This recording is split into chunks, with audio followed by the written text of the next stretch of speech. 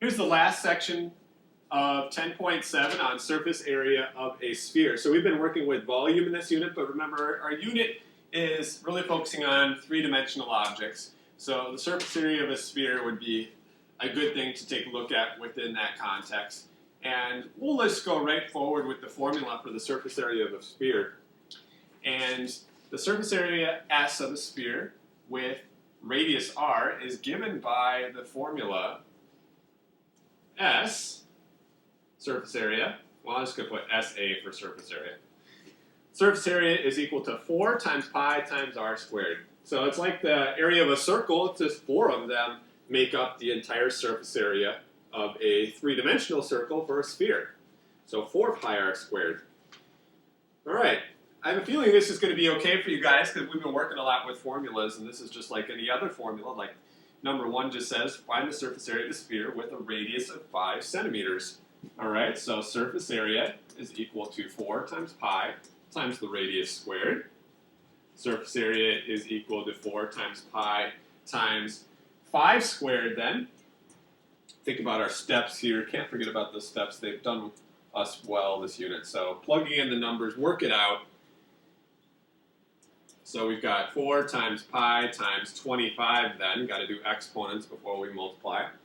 And now let's just kind of group our coefficients together. 4 times 25 would be 100. So we've got 100 pi. And this is a surface area now, so don't get your units confused. That would be square centimeters. Which, of course, 100 times pi is going to have to be right around 314, right? Because pi is 3.14, you multiply it by 10, and then by 10 again, you get up to 314 cubic centimeters. All right, that's a basic problem. Second example, maybe it's a little bit more challenging, but you guys can do it, because we've done a lot of these formula-type problems now in the last few units. Find the surface area of a sphere whose volume is 12,348 pi cubed meters. All right, well, in order to get our surface area, we need the radius, because that's the variable in the formula. So we're going to have to use this volume to track down the radius. So let's go through our volume formula first. Earlier in this unit, we did the volume of a sphere as 4/3 times pi times the radius cubed. And so now let's plug in what we know. So that was step 1. Step 2, plug in what we know. We know our volume is 12,348 pi equals 4/3 times pi times r cubed. All right, let's start doing our algebra here. To get the r by itself, let's first divide both sides by pi, because that gets rid of the pi over on the right and on the left. All right, now, to get rid of the 4/3, we can take it in 2 steps, we can take it in 1 step. It is kind of up to you. The idea is you got to divide out this 4/3.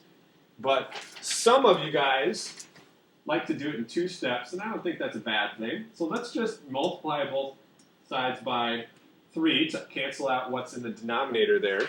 So 3 times 12,348 gives us 37,044. All right, so that gives us 37,044 is equal to 4r cubed. All right, now let's go ahead and divide out that 4.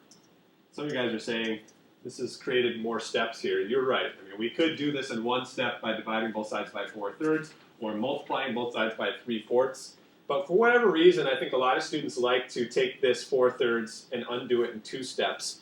So we're just going to do it that way. And if you don't like it, then do it your way. As long as you get to this point where it says that 9,261 is r cubed, then we're all good. We're all back on the same page now. Now, we talked about this a couple days ago in class, but how do you get r by itself when r is being cubed? Well, it's kind of like when we had a square and we had to undo it with the square root. This time we've got to take the cubed root of both sides. The cubed root. So on your calculator, there is a cubed root button. On the graphing calculator, it's out in the math menu. You'll get something that looks like that. But basically, you're asking yourself what number times itself 3 times is 9,261, and that number is 21. So 21 to the power of 3 would have been 9,261. So that is our radius in meters.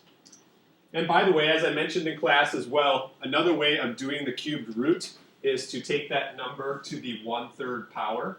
So if you prefer, you could take 9,261 to the power of 1/3, and you get the same result.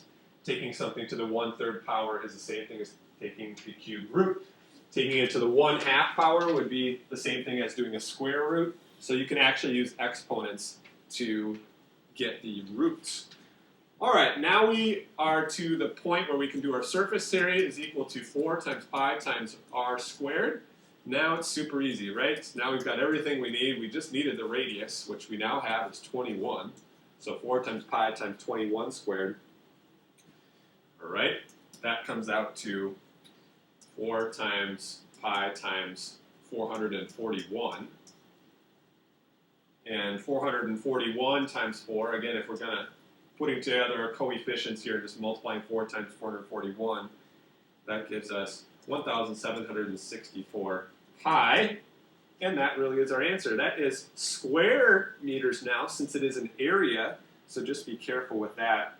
And 1,764 times pi is approximately 5,542 square meters. So there's a couple examples of doing surface area of the sphere, just straight up surface area, and the second one doing a little solving with volume and getting back to the surface area.